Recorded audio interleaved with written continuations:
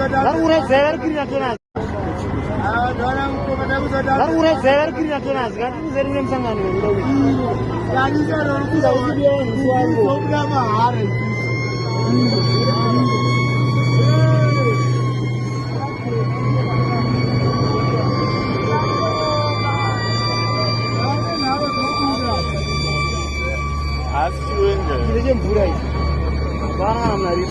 we traveling down it?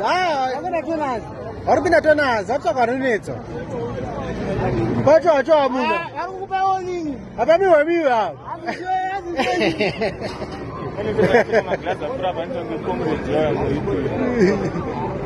Ah, but you are job.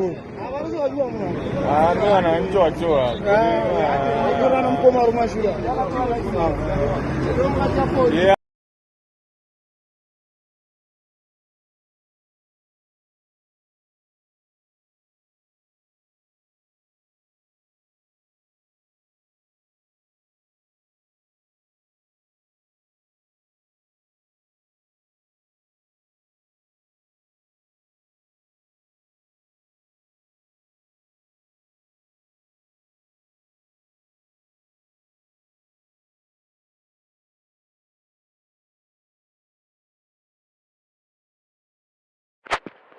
Masquerade say Zimbabwe, welcome to our channel Zoom Confessions and Deep Secrets. Kana kari kitanga huko hapa nino channel, please don't forget to subscribe. Kana uchungwa garonga subscriber, don't forget to comment and share this video. Nasi mure Zimbabwe, tawigirai nyeri kupisa nyenetsa ma streets e social media.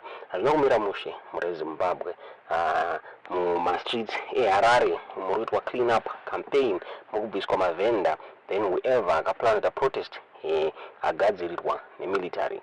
Naomira mushe pa ma videos atakuvigira ndifunga mangona video lekutanga ero matenga army achiendeswa kuchitungwiza menu kwaitei kuchitungwiza zvirukunzi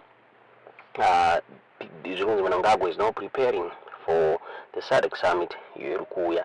Naomira mushe ndifunga pakapiwa warning since whoever achiwanikwa achida kuprotesta achipinda ma streets anzi tichamusvasvanga apresident Aiswa NaMnangagwa zvikanzi na vakazembe historically the opposition party haisati yamboita a demo iri peaceful chinzi so takavagadzirira hatisi kuzovatendera kuti vapinde mustreets.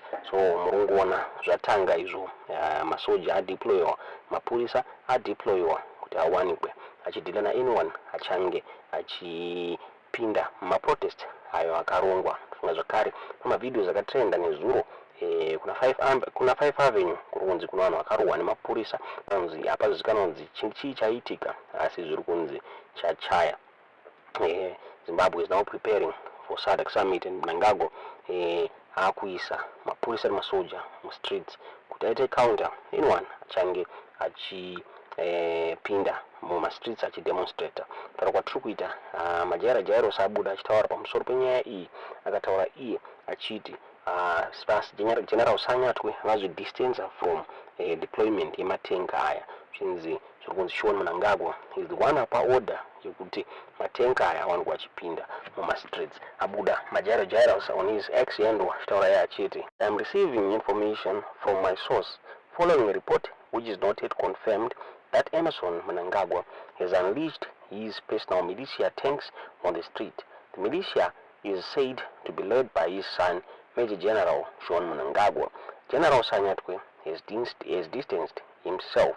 Akaposta a picture a military tank in the streets Harare mure Zimbabwe zvakare and Ramberi achiposta along with a video tambokuradzai achiri well SADC leaders are coming to Zimbabwe currently in a state which is almost akin to a pre-coup mode. Ndozvabuda zvichitaurwa na majairos mure Zimbabwe. Hazvina kumira mushe mavideos akawanda ari kuuya vanhu vachitaura ivo vachiti chachaya hakuna kumira mushe.